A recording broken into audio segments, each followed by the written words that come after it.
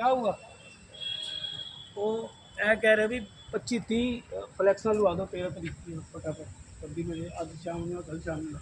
कौन कहता है? तो सारे कह रहे कहता सारे वार्ड ना दे देने लोग।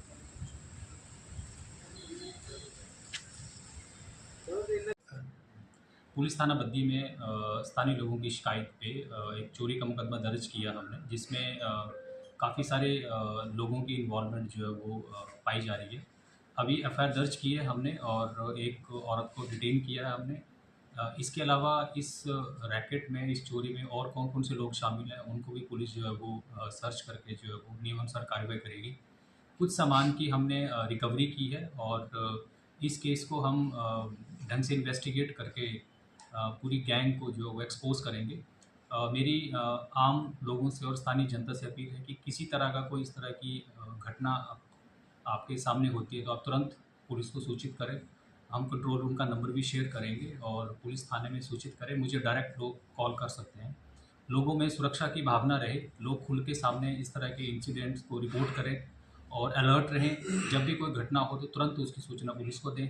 इसके साथ ही साथ एनडीपीएस का बहुत सारे हमारे पास केसेस आते हैं, तो मेरी आम लोगों से ये भी अपील रहेगी कि नशे के विरुद्ध जो है वो लोग हमें ज़्यादा से ज़्यादा रिपोर्टिंग करें, इन्फॉर्मेशन शेयर करें।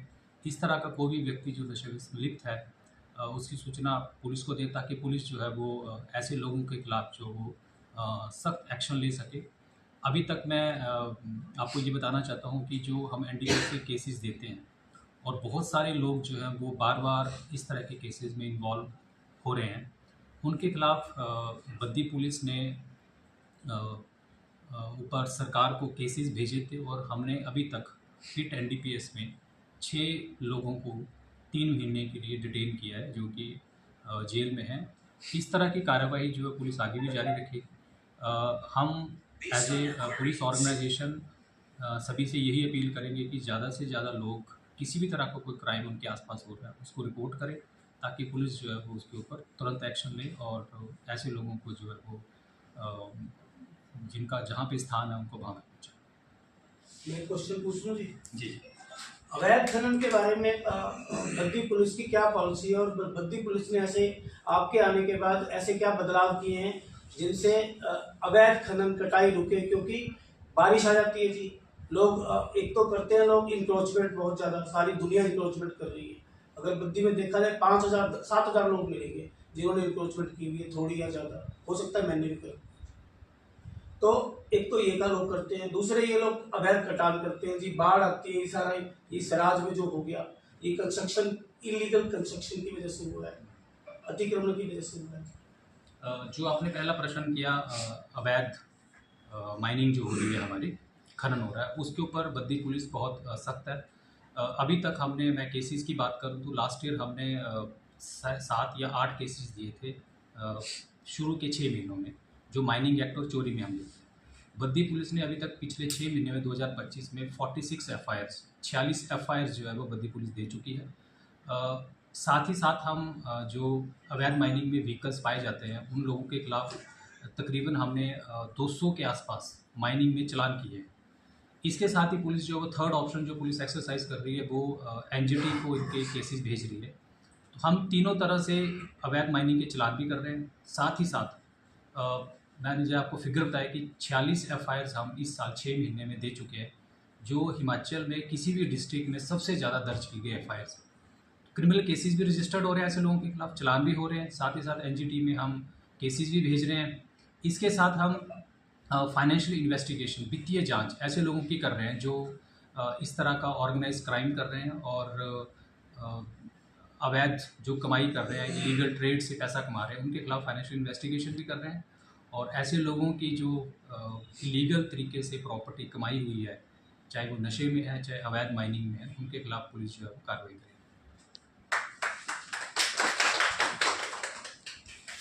इसका रिजल्ट राजेश जी आपको अवैध माइनिंग वाला थोड़े टाइम के बाद मिलेगा। ठीक है जी, मतलब जस्ट वेट फॉर 1 मतलब मंथ। ये जान ले रहे हैं जी एक्चुअली। नहीं है तो ये तो इशू है ही, और ये ना खत्म होने वाला और है। जान लेता जाएगा जी, हमेशा लेता जाएगा। आप देख लो, आप अपर एरिया में जय श्री राम।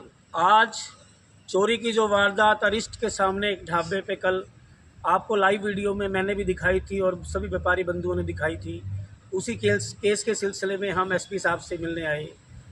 बड़ी ही सकारात्मक बात हुई बद्दी पुलिस के साथ, और एसपी साहब जो यहाँ पुलिस के प्रमुख हैं, साथ में शर्मा जी बैठे थे, एएसपी साहब, और अभिषेक जी भी बैठे थे जी।